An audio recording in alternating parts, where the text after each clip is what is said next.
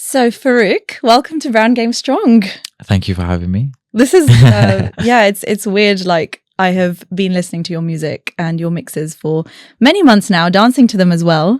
And it's the man behind all the action, and he's wearing shades indoors. It's bright in here, got to protect the vision.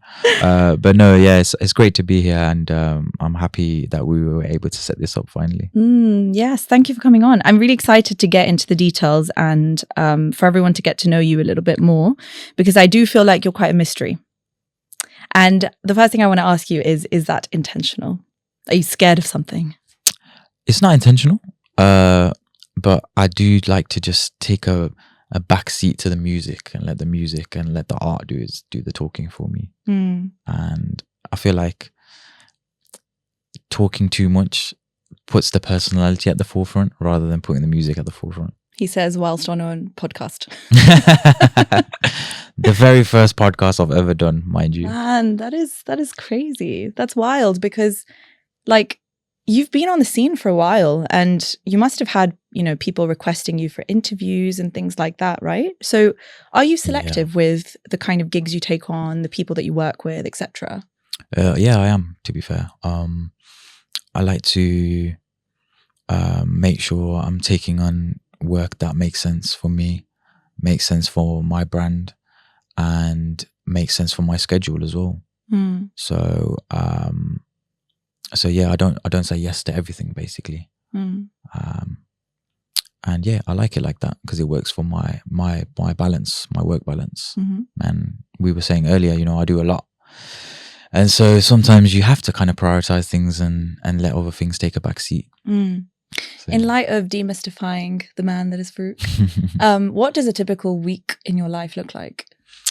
A lot of music, a lot of time in the studio, a lot of time spending with my family as well, and just kind of getting better at my craft and as a person as well.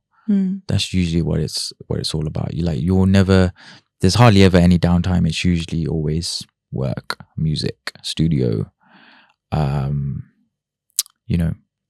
speaking to various people in the music industry or labels or things like that. Dealing with issues as well takes up a lot of time. Non-surprisingly. So yeah, there's a lot of that, but the core of it is just working on music, for sure.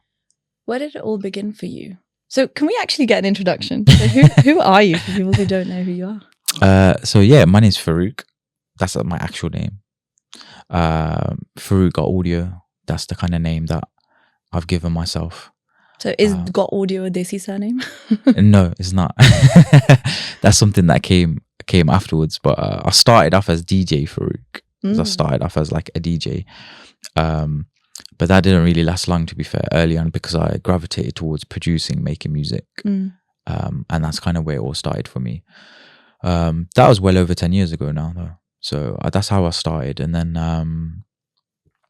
I kind of slowly started getting better and started working with artists and sending beats out and putting beats up online on YouTube.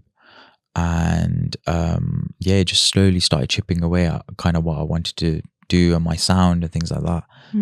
And then, just kind of worked my way up to where we are at the moment, really. And if we take it even further back, so when you were growing up, were you super creative and curious as a kid?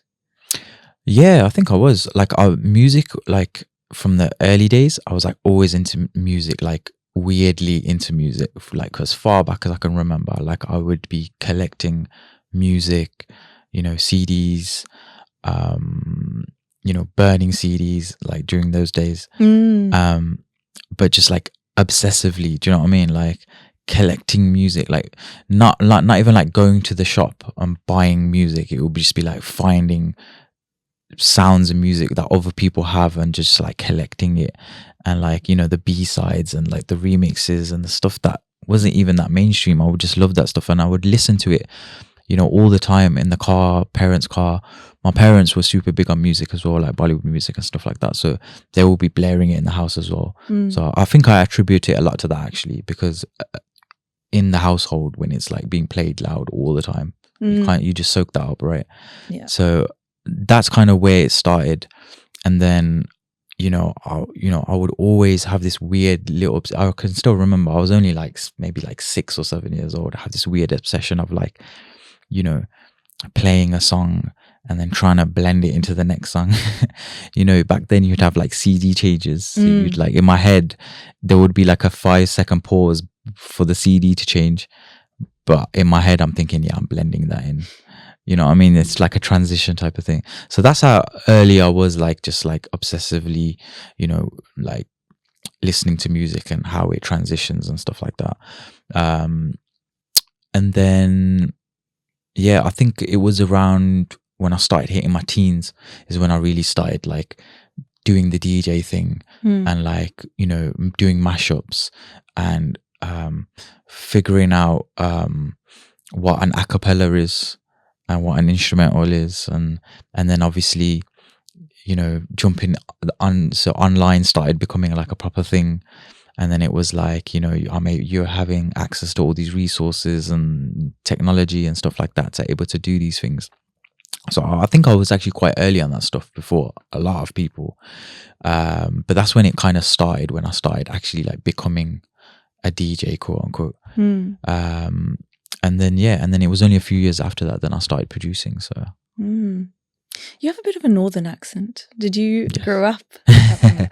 Yeah, so I'm born and bred in Birmingham. Okay. Yeah. So not North, but Midlands. Midlands, yeah. This is like classic me not being from the UK and like not really recognizing accents. Different accents. Yeah, I know what a London accent is, but no, I was wondering this because I'd love to know like what your surroundings were like at the time. The music that you're talking about that used to blast really loudly in the house, was that Desi? Were there other genres involved? Like, who were your inspirations growing up then? It was definitely Desi, like predominantly, because obviously my parents and stuff like that. So it's like Bollywood, all the classic movie songs, and then there was a lot of Bhangra as well, Punjabi music. Did you have any favorite artists? Yeah, so we like, so when I was like really, really young growing up, it was like B21, Punjabi MC, Bali Sagoo. Oh yeah, I love. Obviously then a little bit later on it was like Rishi Rich, and then obviously Jay Sean, and then Joggy D, Punjabi Hit Squad, H Dhammi, yeah, all those guys. Yeah. But yeah, so it was like we were really heavy into it, like the Punjabi Bhangra, you know what I mean? We were like, and like back then, like the weddings and everything like that, the whole culture, like it was like proper big thing basically. But I feel like that's calmed down a little bit now, to be fair, in comparison. In what sense? I don't know if you found that as well. Like the weddings, there's like, if you're having a big wedding, it's like, it's a big wedding. It's like a one-off. I don't feel like everyone's doing big weddings anymore. I could be completely wrong about that because I haven't been to that many weddings recently. Yeah. But I feel like back in the day when it was like everyone would have a big wedding, and it wouldn't be like luxurious, but it would be big. It'd be a lot of people there, and there'd be a lot of song and a lot of dance. Do you know what I mean? But now I feel like not everyone does that. I could be wrong. I don't know if you've been to any weddings recently. Yeah, I think COVID definitely changed a lot. It changed expectations in our community a lot, because I think when you were younger, you just kind of knew, like, when I get married, like every single person I've ever met and my parents have ever met is going to be on my big day there. But now I think the couple take a bit more control as well. And it's obviously everything's gotten so expensive as well. So I feel like it's ultimately saves you money. People live for themselves more as well now, isn't it? It's just a different time, innit? So that I completely understand that. Yeah, it's just there's a lot more expectation as well, I guess, right? Yeah. And then people just don't want to deal with that. So they're kind of like, just forget it. Let's just do our own thing. Our brains are wired differently now. I think, like, obviously there's the cons to it, which is there's more loneliness, more selfishness at times as well, too much oversetting of boundaries. And then on the other side, there's you're saving money, you're doing things that make you happier. And going back to the music thing, I mean, I don't know if I'd fully agree in terms of, like, I still think the music is a huge part. Like, even if you have a small wedding, I do think, I mean, as someone who dances myself, like, we're big on our sangeets. Yeah. I don't care if there's 100 people, 1,000 people. I will do a huge sangeet. yeah. No, it's I agree with that. The music is definitely a thing. Do you think that the way people, I guess, what music means to people has changed over time? Yeah, I think it has actually. The sound has obviously changed quite a bit throughout the years. It was a little bit more homegrown and organic back in the day, right? And you could feel it and you could hear it. Now it's definitely more global, like global village, I guess they say. And, you got this sound from here, mashing it with this sound from here. And it's like if you was to listen to a Punjabi song from today, it sounds absolutely nothing like a Punjabi song from like the late 90s or whatever. Yeah. So it's like people react to that differently as well in those party settings, right? So yeah, I feel like it's a different vibe. It's just a different time. But for me, I as a musician, I just adapt with the sound. I've always been ahead of the curve, and I'm able to just adapt like that. So. And I love every era as well. So it's not like I'm the guy that's like, oh, there's nothing like the old generation. Nah, I love it all. I like the old and I love the new as well. So yeah, that's why I was very specific to ask you your age before we started recording, because I was like, I think he's my age, and you are. So, but it shows in your work, and I think for all of us, particularly creatives, like when we put something out, our entire like experiences growing up, nostalgia, everything comes into it. I think nostalgia is so big. Yeah. And sometimes I feel kind of sad for people who don't have the nostalgia of like the 90s and the noughties as much, because I think that's the best era personally. But then I was reading something online recently that was like, yeah, but your brain just perceives that time as the best anyway, no matter what that music is, whether it was in the 80s, 70s, 90s, you'll still see that as the best. I think that's true. Do you? Because you feel like people who have nostalgia from like this decade would have that in like yeah. 90s. I think it is true, but it's also true that era did have the best music as well. Like both things can be true, and people could debate about it, but objectively, it was better. Yeah, objectively it was. No, it's just because sometimes throughout history, the things align. The stars just line up perfectly for things to just hit. So during that time, it wasn't like if you just completely remove the topic of music, just the culture of everything was just a melting pot for creativity to just be at its best, like in terms of just the sound itself and movies, pop culture. It was just a whole different thing, right? But it's like the same as like I didn't experience the 70s. But I can look at the 70s and say that was a special decade because of the music was so unique. The culture was so unique. The clothing, the fashion, it was just a unique time period. Do you know what I mean? So I can say that's a special decade without having ever experienced it. Do you know what I mean? So, yeah. I agree with you. I also believe it was better. But I think that's also to do with just the way that we create, the way that we consume things like music and art in general. It's so much more short term. It's like quick, short attention spans everywhere. The digital era has done that to all of our brains. Yeah. So asking you about sort of, I guess, going back to your work, do you feel like you have to constantly keep up with those short attention spans and keep producing new things and, keep innovating literally on a daily to weekly basis? Yeah. Yeah, pretty much. I mean, I don't feel like I'm being forced to do that. Okay. I don't feel like there's pressure involved in doing that. I know that that's time we're living in, and that's what has to be done. And so I'm just keeping up with it, basically staying on top of it. And it doesn't feel like I'm forcing myself to do it because I'm still enjoying it. I'm enjoying it. In fact, I actually probably prefer it like this because I can constantly keep myself on my toes, you know what I mean? Like pushing myself as a musician and doing different things every single time. And, one thing I enjoy is that, what I take pride in is that I've made a lot of music that has become very popular that actually hasn't followed any trends. You know what I mean? I just created my own sound and it's blown up. And I take pride in that, you know what I mean? Was that intentional? Yeah. that's what makes it unique, because I felt like I've taken my experiences in the music that I've listened to in the past, and then brought that in with like my own sound and my own experience from over the years, and kind of built this new sound that no one else is doing at the moment, and has never done, and probably will never do as well. And so, you know, a lot of people have told me, and you can hear it, is that when you hear a song that I've done, you can just tell straight away. You know what I mean? And that's the ultimate compliment, because it's like, you know, out of the millions of songs that get released every single day, you know, when you come across one of my songs, you can tell it's been made by me, whether it's like the sonics or the instruments or the way it's arranged, whatever, you know, and that's the ultimate compliment, and that makes me happy. Or it's the lady going, Farooq. Yeah, that too.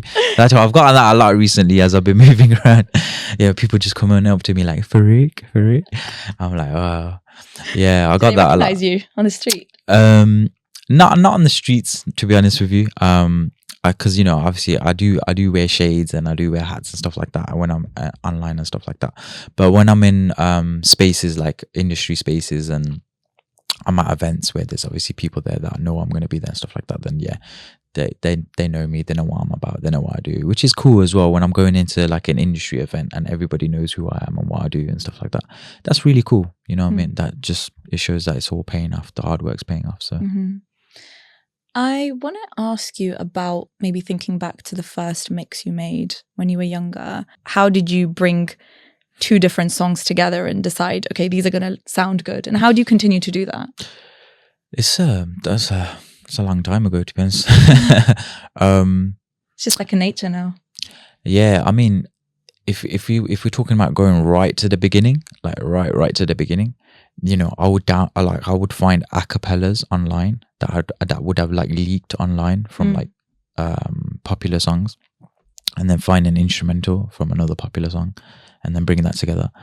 To me at the time, as being a really young guy as well at the time, and the whole remix thing wasn't like a thing really back then, it blew my mind, because I didn't know that there would be an a cappella of a song by itself, or an instrumental of a song by itself. I thought that was something extremely special or unique, that you would have to have certain technology to do that was just completely out of my reach. But when I found out that was a thing, and mind you, I'm talking from a perspective of being a little kid that doesn't know anything right now. But yeah, that blew my mind. And then obviously when I started learning about how everything worked, that's when it kind of came about.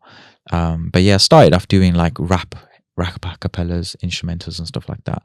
But then when I started producing, so making my beats and stuff like that, that's when I realized that actually I can create new beats to existing songs. Do you know what I mean? And then, you know, create something completely new. So, you know, a mashup is one thing where it's like one song and another song and bringing them together.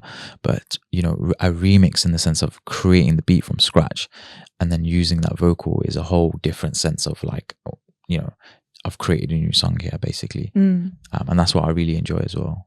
Yeah, really creating something that doesn't exist, or like infusing elements of stuff that's there to create something new. I think that's really cool. So you did that as a kid, and what I'm really curious to know is, did you have people around you doing the same stuff, or were you the only guy doing it? I was literally the only guy doing really? it. Yeah, literally. Were you known as just that guy that like makes mixes? Or... Yeah, literally. I was that guy. Like I went through, like everyone goes through it when they starting up a new hobby or craft or whatever. And oh, that's the guy that he's the rapper, or he's the guy that's DJ, or he's the mixing guy or whatever. And you have to go through them years of like being that guy. Oh, you still doing them little remixes? Oh, you still rap? Are you doing it? You know, every creative goes through that, right? You're that guy. But then when you actually make it, then you're the yeah, he's my guy. He's my guy. I know he's my him. friend. I know him. with him. Yeah, literally. Yeah. But I did 10 years of that before I got to that stage. But I don't mind. I happily was. Yeah, you still doing the remixes? Yeah, those little remixes. Are you still a DJ? Oh, DJ Farooq. Yeah. That's Farooq Got Audio now. Yeah, a bit. Yeah, exactly. Yeah. So DJ Farooq to Farooq Got Audio. What was that transition like? And did you always know you wanted to be a producer, or did you realize it as you were DJing? Yeah, I realized it as I was DJing. Like, I realized quickly that actually DJing is cool, and it's cool to like be in. I mean, at that time it was just like small events, right? So like, but I realized that actually I want to make the beats. Like I was listening to music, and I felt like I'm not hearing anything that I actually want to hear. And so I started making the music that I wanted to hear.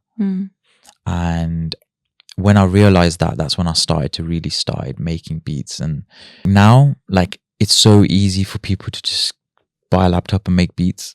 But back when I started doing it, it was a little bit more difficult than that. Like, it was still like, get a laptop, buy a bit of gear and a keyboard and stuff like that. But the actual technology was way, way more basic. So I really had to learn it. And I'm so grateful for that, because the experience that I got from that was second to none. Like, you couldn't, not a YouTube video can't teach you that. You know what I mean? It's something that I had to put hours and hours and hours into practicing over and over again, and allowing my ear to become experienced enough to understand what is good and what isn't good. Do you know what I mean? Do you think you're at a point now where you can tell when something's good versus something? Oh yeah. Like, I'll make something and I know that's the one. You know what I mean? I'll make something and I'm just 100% confident on it, and I just know it. And there is a flip side to that, where I'll make something and I'm not that confident on it, but I'll put it out there and it will do great. Because music is subjective at the end of the day, and some people gravitate towards music for one reason or another. But there are those times where it's sure shot, like 100% this is gonna go. And I had one of them recently, actually. A remix that I did, the Maya remix. That's literally the number 3 sound on Instagram globally right now. That's with wild. over 200,000 reels, and in fact it's like 250,000 reels altogether, because it's like split into 2 sounds. But the actual main sound is number 3 globally on Instagram. And that remix, when I made it, it was 100%. I knew it. I actually did the remix for Sony in Sony Music India. They weren't able to clear the song because there was something with it's an A.R. Rahman song originally. They weren't able to clear it with him.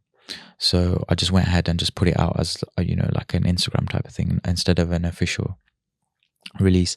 And it's blown up. But I told those guys, I was like, guys, we should get this done because this is the one. But unfortunately, they weren't able to get it done. So this is maybe a hopefully they're seeing what it's doing, and maybe they could try a bit harder next time. It sounds to me like when something is a banger, it's going to bang, and then there's some that surprise you a little bit, and you're like, oh, how did that do really well? Okay. Yeah. So what's interesting? Every platform has its own algorithm. I mean, yeah, right? We know. So yeah, I mean, so anyone that's in a creative space knows, right? So I'll give you a good example of that. So I did a remix of Meri Mehbooba from the movie Brothers. Classic. Such a good song. Big classic song. And when I did the remix, I was like, this is dope. Like this, I really like this. Is a banger. But I knew the direction I took the remix, that it might not connect like on a big thing. But I put it out on YouTube, and it did like okay. Like compared to obviously I do it a lot, so I know what's working, what's not. It did okay, and then a couple of days later, I did filmed the reel and the TikTok, put that up, and I was expecting it to just kind of just be flat type of thing, but literally that became my biggest reel on Instagram. Like it flew. It's on like 13 million views at the moment. Yeah, and it just happened so quickly, and I was like, that took me by surprise. Yeah. Because it was quite flat on YouTube, and usually YouTube gives me a good indicator of what will do good on social media. And yeah, that one just went crazy. It went crazy on TikTok as well. It did like a bazillion like reels under the sound, 30 million views. And so yeah, it's point in case, you just never know. And that's why, to all artists, producers, creatives, put your content out. Don't let it sit on your hard drive. You don't know what's going to happen. Like, that's why I put everything out now. It's an asset, right? You never know when it could pick up again and do well, literally become trending again. Yeah, and that happens with major artists as well. That happened with that the Koisi song from Afsana Khan. That song was out for months. Really? Yeah, that song was out for months. It was sitting there trending, doing. It wasn't new. No, it started trending on TikTok first. And obviously, so it started trending on TikTok first. It was a random person that sped the song up. And put an interesting background to it, and that's how it actually blew up on TikTok. And then my boy AJ Wavy, salute to him, he did a similar thing basically, and he put it out on Reels and he put his twist on it and stuff like that, and it blew up like crazy as well. And then simultaneously I did my remix to it as well, which was like I produced a trap beat to it, turned it into a trap thing, and I put that out there, and that blew up on Instagram and TikTok as well. And so there was like a simultaneous thing happening, 3, me, AJ, and the original one from TikTok. And there was actually a group of girls on TikTok as well that deserve their credit as well, because they're actually the ones that used the original little sped up version that blew up. That's how it started. But yeah, salute to Afsana Khan. She did give me some credit on her posts. Not on the radio. Not when she went on the radio though. Oh my God, I love this undertone. Not when she went on the radio though. But on her Instagram and stuff, she gave you my credit. So salute to her. Shout out to her. You mentioned AJ Wavy, and yeah, shout out to him, killing the scene as well. He's killing it. Yeah, you are both equally killing it. Like, I think from the perspective of someone who, say, knows about the mixes, but from a dance perspective, it's really refreshing that you're friends. And I wonder, like, do you sense this camaraderie between producers and the community, particularly in the UK? Yeah. I love AJ. He's my boy. He's like probably one of the most top guys that I could rate out of everyone that I've met in the industry, because he's humble, he's down to earth. He'll always give everyone their props and their credits and stuff like that. And he's been able to do something that no one else has been able to do, which is really break a massive barrier in like the South Asian Desi creative space. And he had his dad involved in his he did, in his social media, which is crazy, because like in our space, it's such a taboo thing to get your parents involved in what you're doing. Do you know what I mean? It's only very recently that has happened, but he was like the pioneer of that, I feel like. And, he's been crushing it on TikTok for a while. He's crushing it on Instagram, and he's got a really good ear for like mashups. He'll know what, take this song and take that song and bring it together. He's really good at that. And so, yeah, and he's killing it. And now he's transitioned into being a DJ, and he's killing it. And like every time I see him, it's love. And we always cross paths, and we always have a great time. So, speaking of getting parents involved, how involved are your family in what you do? Not much, to be honest. Not much. They know what I do, and they see everything that I do and stuff like that. My mom has only very recently really I've only really shown her like the actual level of what it is right now and what I actually do, and she's been able to kind of understand it, like to because it's hard to explain to an older generation like what I actually do and how it works, and how we make a living off this basically. So yeah, only recently she's really been involved with that, and so is the rest of the family to a certain degree. So yeah, but they are supportive. Like there's no issues or anything like that. They're supportive, and they're really happy. And in fact, my mom just come back from Pakistan, and I've never met my cousins. I've met some of them, but I was really young, and they've never met me. So they knew me. They see me online. They knew about me and everything like that, but they didn't know I was their cousin. So when my mom got there was this obviously the topic must have come up or whatever, and there was this weird conversation, and then they kind of figured it out, and then they were all like blown away. They were like He's been our cousin this whole time. And so yeah, I literally just found out that recently. And so I guess they've I'm like a little mini celebrity over there now. So I was like, yeah, that's cool. Do people treat you differently now? Not really, to be honest with you. Not really. When you're in certain spaces, I guess there is you can feel it a little bit, but overall, not really. I have to say, nah. My circle is really small, to be honest. That probably has something to do with it. I've only got like 2, 3, 4 friends that really understand what I'm doing, and they support what I'm doing, and you know, they get it. Like, they get what I'm trying to achieve and stuff like that. But yeah, I've got a really small circle. Like, honestly, I don't have that many people around me. What are you trying to achieve? Just global domination. I'm just trying to be the best music producer.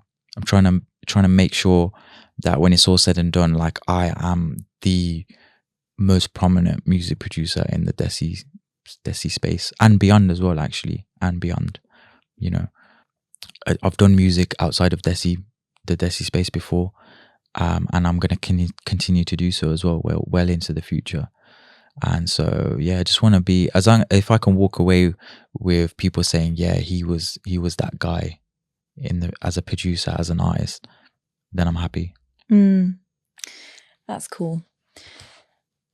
I feel like, going back to the point you mentioned around one of your videos becoming like the 3rd most trending in the entire world on Instagram or on social media, like, do you ever realize like the ripples that you are creating through this work? Like, do you process that, where, you know, you see a lot of non-Desis dancing to the trends, and a lot of it is actually non-Desis who are picking up the tunes and being like, oh, these are cool, and getting on board that nostalgia train that we're all on. What does that actually feel like in your brain? It's just amazing, honestly. It's every single time I see people enjoying the music like that, it's like, wow, they're rocking with something that I made.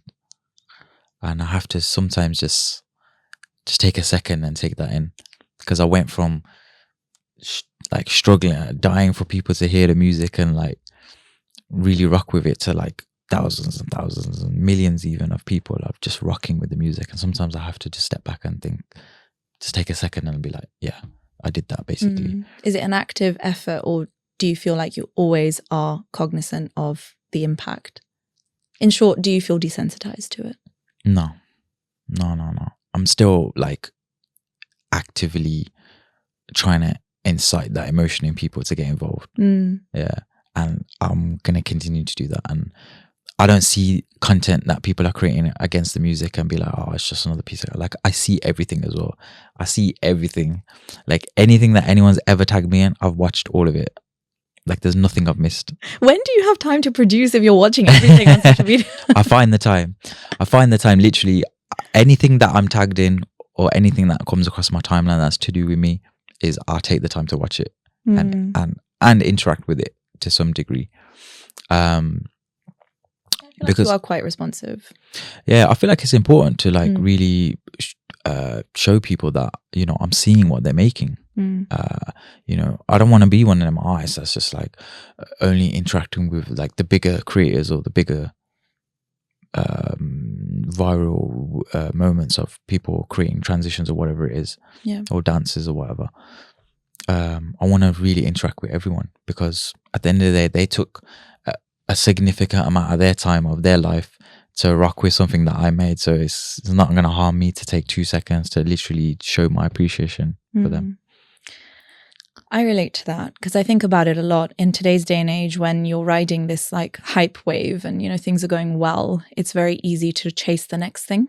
Sometimes I get asked, you know, oh, you've had this person on your platform, you've had this person, who's the next big one? And it leaves me feeling a bit, I don't know, like confused within myself, because I'm like, should I be pursuing the next big thing, or should I be kind of pursuing the next big thing and also making sure I'm holding space for community and, you know, elevating people where I feel like they might not have a platform, as an example. So how do you manage that balance?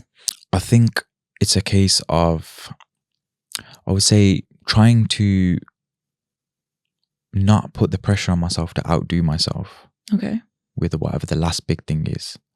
So for example, if I've got a massive, huge song on my hands, and then I don't want to put that pressure on myself to say, oh, I need an even bigger song for the next one. It's okay. It's okay to work with someone else or just move on to a remix that's not done well. It doesn't matter to me personally. Like, I try not to get too caught up in that. There's pros and cons to algorithms. The pros are the people will see the content because the algorithm will help you. The cons is not everyone's going to see everything. So the way I see it is, if they see it, great. If they don't see it, they haven't seen it, so it doesn't matter. That's it. So if I put out something that flops, people didn't see it, so it doesn't matter. What about if people see it but don't like it? Then that's up to them. Music is subjective. It still doesn't bother me. Do you ever take any learnings from things? Like, do you say, oh, that didn't do well because of that, so I'll make sure the next one I'm not doing that? Or 100%. Yeah, 100%. Yeah, like if you was to listen to the music I was making 2 years ago to the music I'm making now, there's such a massive, drastic difference in how I structure a song. So, 2 years ago I would structure the song like a song.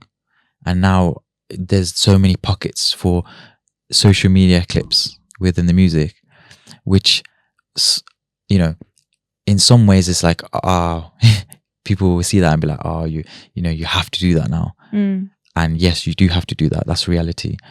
But do I enjoy doing that as well? Yes, I do. Like, that's brought a whole new way of thinking of how to structure a song. To have the low, the dip, and then the high of a song, like a transition, and then to just have a high energy part of the song for people to dance to and stuff like that. I love thinking about that now when I'm making a song, because it makes it more interesting for me when I'm making the song. Yeah. And that's something else that I guess differentiates me to everyone else within the space is always that I'm not just doing short clips. I'm doing the full length. Yeah. I think that's part of you being a millennial and like appreciating the long form. The long form, yeah. I agree. I think something's clicked in my head while you were speaking, because it now makes sense to me why you have momentum, why you keep moving on to the next thing, and why you're producing more and more. It sounds like you don't deep it too much. Yeah. Because I know that when I stopped deeping it to that extent, I started growing more consistently. Yeah. And people notice that. People tell you that. And it's almost like a weight off your shoulders, when you're like, oh, I made something, didn't do well, didn't overthink it, slept quite well at night, actually. Literally. That is literally it. Nailed it. Like, just don't overthink it. Don't let it, don't dwell on it, and put it out whether it does well or not. If it does well, don't get too excited about it either. Yes. Just carry on. Yeah. Try and regulate. That's true. I want to talk about general collaboration and big music labels. It sounds like, as a producer, you're still kind of like a small fish in a big ass ocean, working with huge music labels that have a lot of power. Let's talk about maybe the difficult aspects of that. Do you have to get permission with every single original music label to put out a song? I know you've kind of touched on it as well about how you unofficially have released stuff. Yeah, it depends how it's done. So if it's just for like YouTube or a reel or something, in general, you don't really need those permissions. You can just kind of do it. Because, for example, YouTube, they have like the cover licenses already in place for you to do that and stuff like that. If you want to release a song officially, so you want to put it on like Spotify and streaming platforms, you have to have permissions. You have to get the right licenses and things like that. I've been fortunate enough to create the quality of music that's needed to have a discussion directly with the labels that allow me to then release the songs properly and officially. It does take a lot of time and a long time to kind of nail it down, the business and negotiations and things like that. But once that's done, then the songs do eventually come out. And I've been really working hard on that aspect for the last 2-3 years, working with these guys to try and get this done properly. At first, it was very, very, very difficult, extremely difficult. It was like talking to brick walls, literally. How did you break through the brick wall? A lot of really awkward conversations, to be honest. A lot of them. At first, it was basically, I was just being told no, basically, and in a very hostile way, actually, as well. It weren't just like a no. It was like, no, fuck you, basically. Who told you you can remix that music? That was kind of basically what it was. Shout out to Saragama, though. They were really nice. They kind of gave me a leg up at the start, so I have to give them props for that. But yeah, the other guys, it took a bit of time. Do you feel it was a foot in the door? Yeah, it was a foot in the door. Yeah. And then suddenly opened the floodgates, or was it still difficult? No, it was a foot in the door. It didn't open the floodgates. It was still an uphill battle. I would say only recent, like in the past year or so, is when I've really developed relationships with these guys, and I've been able to, speak with them, and they understand the vision. And my brand's grown as well, and I've had just like viral after viral after viral, a million after a million after a million, and if it keeps happening, then they have no choice, basically. Can't ignore you. You can't ignore it, right? So now I'm at that point where I'm like 90% of those guys, we're great relationship. We're talking, and anytime anything comes out now, it's official. It's all done. Shout out to Universal, all my guys at Universal in India. They're wicked. They support me, and they've helped me a lot recently. And so I have to give them a lot of credit, because they're really looking after me. And the new song, which I'm sure we'll get onto in a bit, that's yes. That's Welcome to the Party. That's such a banger that is. Yeah, that come out with Universal as well, and so yeah, it kind of all ties in. Yeah. So yeah.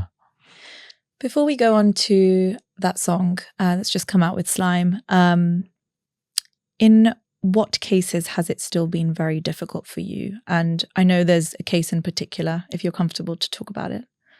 There's been one instance that was a really, really bad situation, and it really started to suck the creativity out of me for What a happened? moment. So one of the labels in India, they're probably one of the biggest, if not the biggest. So they're a movie production and music publisher as well at the same time, I believe. They were not having it. They were like, "Oh, you remixed our music and you put it on YouTube, and you think you can do that?" And I'm like, "Well, there's thousands of other people doing it, so why are you looking at me?" Do you know what I mean? What song was it? Oh, there was a few. There was probably like 8 or something like that in total. There was 8 different songs. Not all of them were like super popular or anything like that. Some of them were popular. A lot of them were just like 100k views, whatever. Just sitting there. But essentially, they threatened to throw a lawsuit at me if I didn't comply with all these ridiculous demands that they had. And I was just kind of like, well, why are you picking on me? Because there's thousands of other people doing the same thing, and it's not against any YouTube policy for anyone to put a remix on YouTube. So technically, yes, there is, like, you own the original, the master of the song where I've taken the vocal off of, but it's a bit of a gray area in terms of like, I'm not doing anything wrong, really. Do you know what I mean? So essentially, they threw this thing at me. They sent their big boy lawyers after me. For little old me, they sent their whole big lawyer firm just after me with all these crazy demands and stuff like that. And to be honest, I just felt like I was being soloed out and targeted, bullied. Yeah, I was being bullied, and I just felt like, every other label has embraced me, but you guys are just taking the absolute piss, right? And you're just asking for money, and you're trying to drag me through the mud here. And the worst thing is we found mutual connections to kind of talk through and try and figure it out, and they just weren't having it at all. It's like talking to a brick wall. And then in the end I had to get some people from in fact I won't even say who it is, but I had to get some big people involved from a certain label to kind of help me out legally. Like YouTube themselves, I had to get them involved, because essentially what we were dealing with was harassment, it was a targeted thing, and it was bullying, right? Because you can't just single me out. Like if that's your policy, you need to go after everyone, not just me. Why is it just one person? Yeah. And then I presented this case to YouTube. Well, and because as a creator on YouTube, I'm at a certain level now that I have a certain level of human support rather than speaking to a robot on a chat support or whatever. And they sided with me. I showed them all these legal documents, and I showed them the angle that they're coming from, and then that they're practically trying to extort me at this point, because they were basically threatening to terminate my YouTube channel if I didn't comply with what they wanted. And YouTube sided with me. And so I in the end the deal was that I remove all those videos. Yeah. And that's it, we walk away.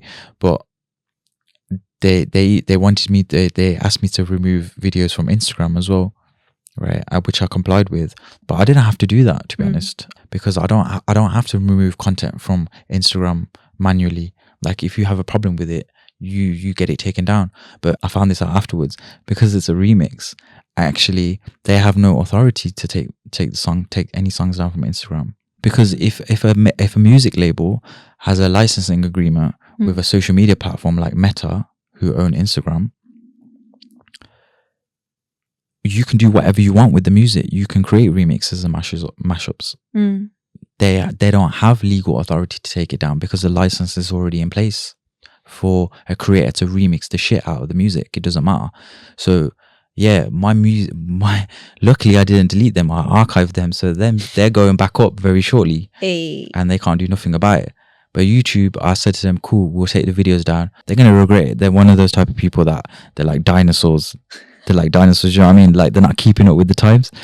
And so they're probably not going to be around in 5 years. You know what I mean? So I think so. I mean, they've been around bloody ages. They've been around for ages, but every major company that can't adapt to the times throughout the times, they fall through. You know what I'm saying?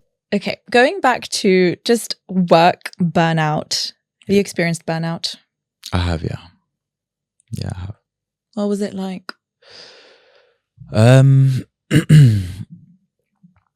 Felt like I felt like I'm not doing enough, but I am doing way too much. And I felt like there's a lot of pressure on, oh, if I don't keep this level up, then I'm going to fall off, or I'm going to slip away, or I'm going to lose the momentum, or my numbers are not going to be the same, and stuff like that.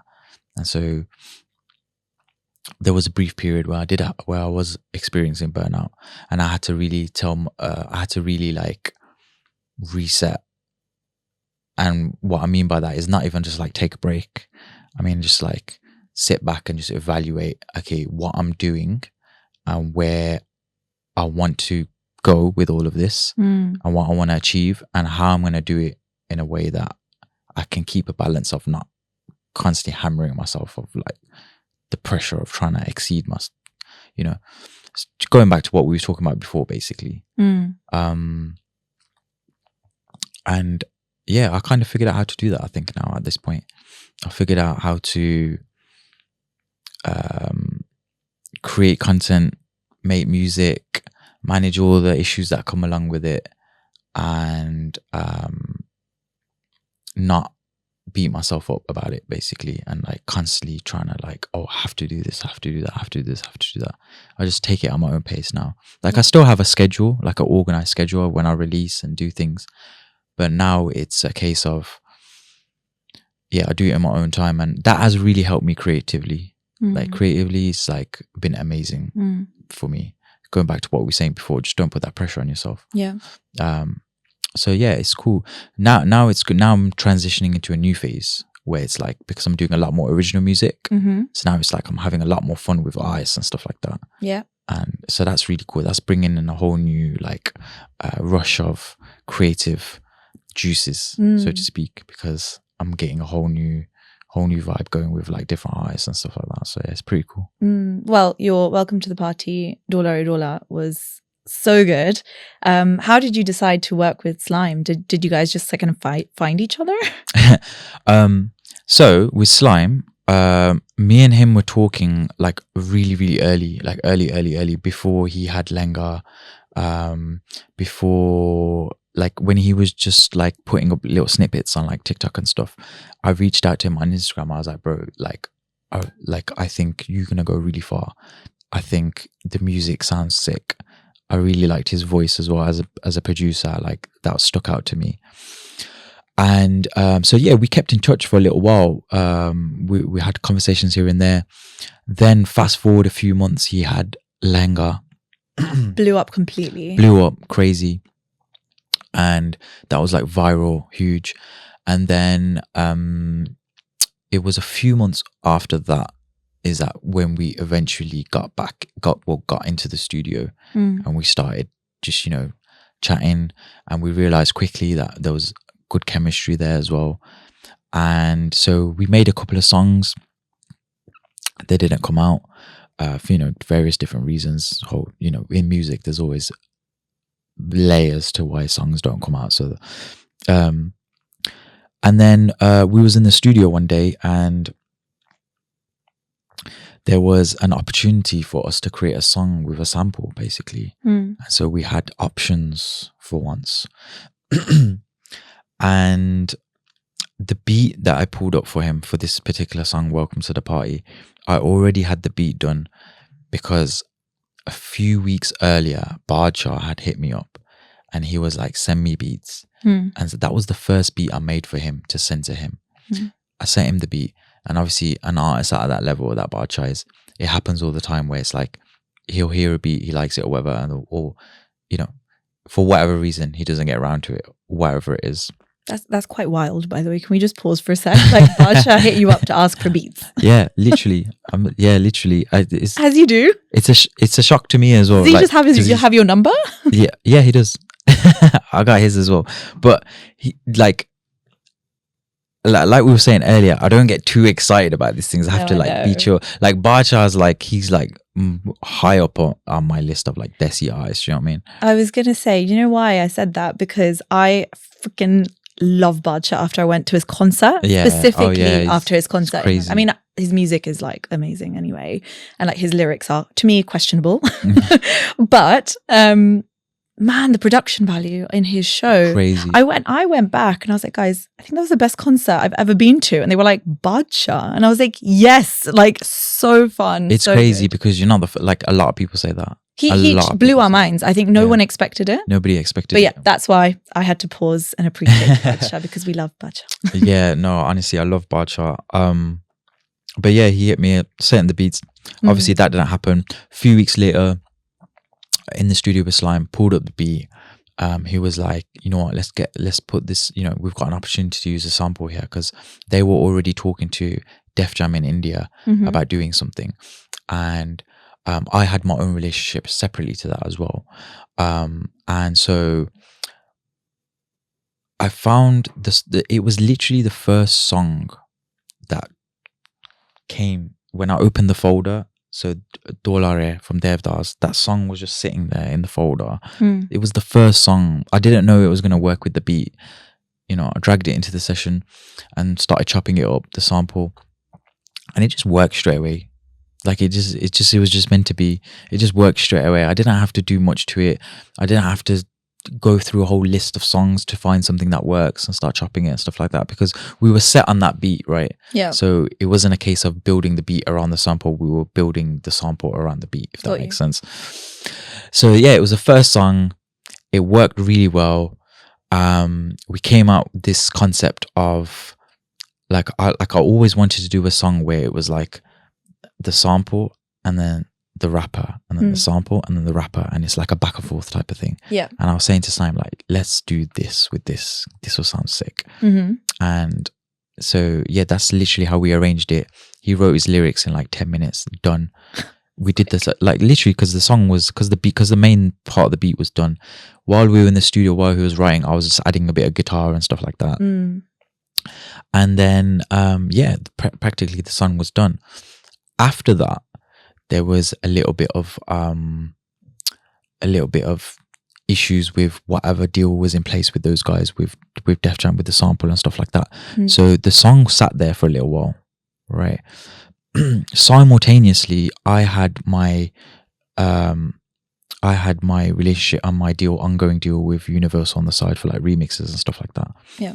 So I went back to the song one day and I was listening to it. I was like, this is a flipping banger here. We can't just let this sit here. Do you know what I mean? So I spoke to my guy at Universal and he put us in touch with Def Jam, and they're literally in the same build, like sitting across from each other. So they're like right there. And so yeah, we got the ball rolling basically. I said to him, look, we're going to put this snippet out on socials and I promise you this is going to blow up. I promise you, watch what happens. He was like, yeah, do your thing. Let's see what happens.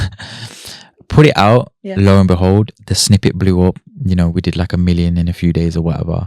And then we went back to them and then basically we started the process of saying, okay, look, let's put this song out as a full song.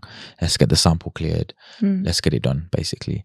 And it took a long time to do it because it's such a big sample. It's such an iconic song, such an iconic movie. There was so many layers to it. And so there was a lot of business involved. And so there was even times where I thought, you know what, we might not even get this done because it was such a hard task to get it done. But I really pushed hard. Like I was really adamant I wanted to get this song out. I put a lot of energy and effort into it. And so did Slime and his manager and stuff. But we got it done. So I'm happy. The song's out. I'm happy it's doing well. You know, we're doing great numbers. Loads of people are vibing to it. We're getting crazy amounts of transition reels, and you know, we're doing like 1,000 reels a day at the moment. Yes, it's amazing. It's amazing to see the feedback. Finally having a song out as an artist as well, on the song with Slime, someone that I'm a big fan of, and putting it out on a major label, Def Jam in India. It's amazing. What a moment. Congratulations. Yeah. Thank you so much. It's huge. I feel like hard work has paid off. It does pay off.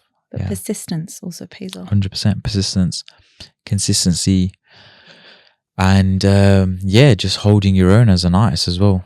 You know what I mean? You just got to know. Recognizing your voice in this space and staying true to that. 100%. But Farooq, do you feel like numbers matter?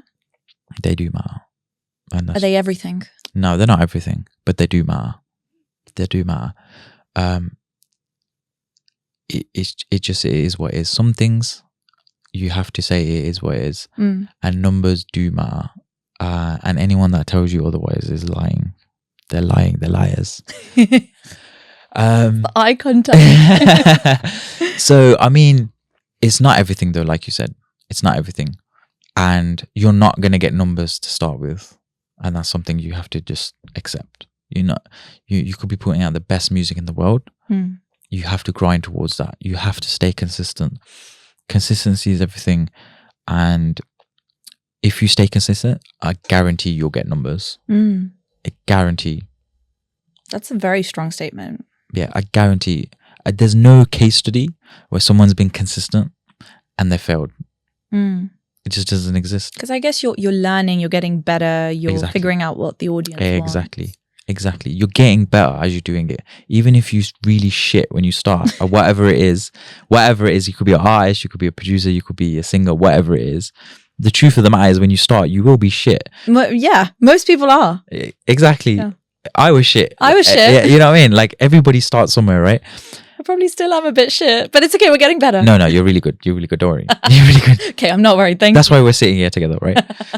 But 100, like when you start your shit, but then 100 videos later, you're getting good. You're learning along the way. You're getting good. Then another 100 videos later, you're getting really good. And then another 100 videos later, you're great. You know what I mean? And then you know the saying 10,000 hours, right? Like you got to put your 10,000 hours in. I've done my but yes. yeah, give or take. I've done my 10,000 hours. I can promise you that. So no one can take that away from me. And if you put your 10,000 hours in, I guarantee you 100% success rate. Farooq, where do you see this going in the next decade? 2 decades even. Let's go further. 2 decades? Wow. I don't want to think about what age we're going to be in 2 decades. I definitely want to be known as a music producer and as an artist.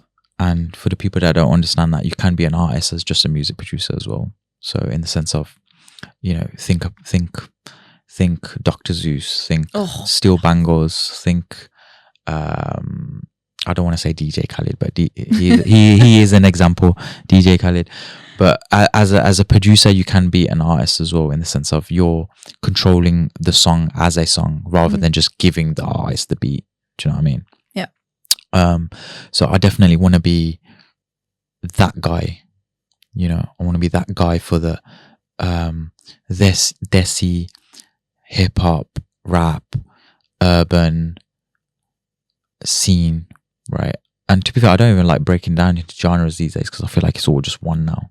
So I want to be that guy, and hopefully I do a lot more work in like film and sync and you know, video games and stuff like that. Ooh. Like scoring and stuff like that, you know, because I actually enjoy that a lot.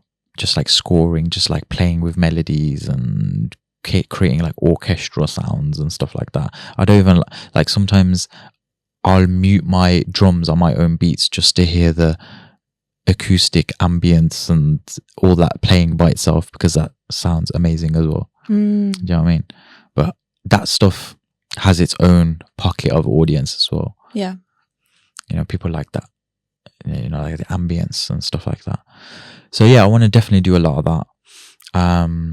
Over the next few years as well, I'll probably be putting myself out there a lot more as well, like doing shows and things like that. And yeah, you know, doing the whole DJ thing. Like I really didn't do the DJ thing a lot in the past few, like, you know, because I've been getting those offers a lot, you know, to come out and do big shows and things like that. But I haven't really taken them on because I wanted to really establish myself as a music producer. I didn't want to be the DJ. No, I didn't want to be known as the DJ. That's the show DJ. I want to be the music producer that makes music and controls the music. And I make the music that the DJ plays, not the other way around. Yeah. So yeah. Sounds like you really love what you do. Yeah, I do. It's been amazing to hear just about the journey and how you started specifically as, you know, just that guy. Look at him now. Everyone has to start somewhere, right? Yeah. You're killing it. And thank you. I think this really kind of crosses my mind a lot. But do you think also being liked and being a nice person is important to you? You are one objectively, but does that matter, do you think? I like to think I'm a nice person. Like, I try to be kind to everybody. I try to be nice to everybody. And I try to make sure that everybody's comfortable when I'm talking to them. And I try to take into account that sometimes you have to speak differently to different people. I guess that I've learned that working in corporate jobs and things like that as well. While, you know, a few years back, before music really started taking off, you know, I was working corporate jobs, and that surprise, you know, and you pick up a lot of skills doing that type of work, right?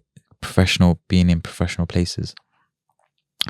So you do learn how to speak to different people and things like that. On the flip side though, if you're too nice and you let people walk over you, especially what I'm learning recently is when you're doing business with people, you can't, like, you have to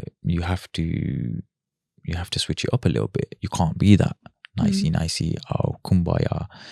It doesn't work in your favor. So unfortunately, I have learning that I do have to switch up sometimes and just be really firm and stern, and sometimes you might hurt people's feelings by doing that, but it is what it is.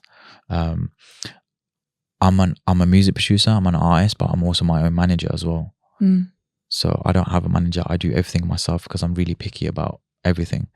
So I have to play that role as well, unfortunately, and some people might not like that. So Yeah, it is what it and is. I guess remembering that it's work, it's professional, and it's a business, and you have to treat it like one. Yeah, exactly. I'm learning that as well. Yeah. Also, my own manager over here, and yeah, it's tough. I have definitely walked down that path of being too nice. I still get told that. I still have a corporate job, and as a manager at work, I get told that is one of my biggest like learning points is she's too nice. But the thing is, it's who you are as a person as well, right? So Yeah. you can't really ignore who you are as a person, but you protect yourself, right? you got to protect yourself. Yeah, exactly. Last question, Farooq. What do you have strong game in? Strong game in. Yes. I'm trying to think of something away from music, but my immediate answer is music. So one thing I would say, and I've known this from a very early age, I know what good music is. Like, I actually should have been an A&R in a music label or something. Yeah. Because I know what good music is in any genre. Like, you could give me an album full of music and I will tell you which songs are your hit songs. And especially in recent years where artists just put out albums, they don't select singles. They just put the album out and let people select. I'll be bang on every single time. Like, I'll hear the whole album, I'll be like, that's the single. And that will become the single. That will be the one that the fans gravitate towards the most and stuff like that. But yeah, from an early age, I've always known like what sounds good and what doesn't. It's just always been a thing. I've never been able to really explain it properly. Well, thank God you're good at that, right? Yeah, exactly, right? But if I was to stop doing what I'm doing right now and just completely leave as like a music producer artist, I would go and seek out being like an A&R at a label because I feel like I'll be really good at that. Like, just working with artists and saying, that's your song, that's your single, this is what you should do, this is how you should structure it, this is how you should put it out, stuff like that. What would you do if your social media got deleted entirely overnight? Just my social media being deleted, or all of social media just ceased to exist? Just yours. Just mine? Do you know what? That's a very fair question, because that's actually a reality that could happen for multiple reasons. Because we don't own our social media platforms. They're owned by third parties, right? What would I do? I'd be alright, to be honest. I'd be alright. I've got like, I could go do shows. I could go do work directly with artists. I could flip completely and go become an audio engineer within studios. I could still produce. I've still got the skill of being a producer. No one can take that away from me. You know what I mean? Yeah. So I could walk into any studio and be like, got beats? Anyone want beats? There's 100 ways to get paid from music without having zero social media. And there are people killing it with having minimal social media presence. I know so many people making a shitload of money in music industry by having less than 1,000 followers on Instagram. Wow. So social media means nothing, to be honest. So numbers are important, but they're not everything. Yeah, it depends what you want to like. That's true as well. Actually. Depends on your trajectory. You know, it depends what you're doing within the industry as well. If you're a very technical musician, there's a space for you. If you're an engineer, there's a space for you. If you want to be a brand and a star and you want to do it like kind of what I'm doing, then that's what you have to do. But yeah. Man, this has been awesome. Thank you so much. It's been amazing. Thank you for having me. Yeah. I really enjoyed being here. Yeah, I felt like I've got a lot off my chest. Did you? Yeah. Like therapy. Well, I think the benefit of this is like, I feel like we've gotten to know you at a deeper level, and it helps us understand the work that you produce a bit better and where it's coming from. So I think that's really cool. And I'm glad we've able to talk about it a little bit. So hopefully people that are hearing it kind of understand the layers to what it is that I actually do. Because one thing I have noticed as well, people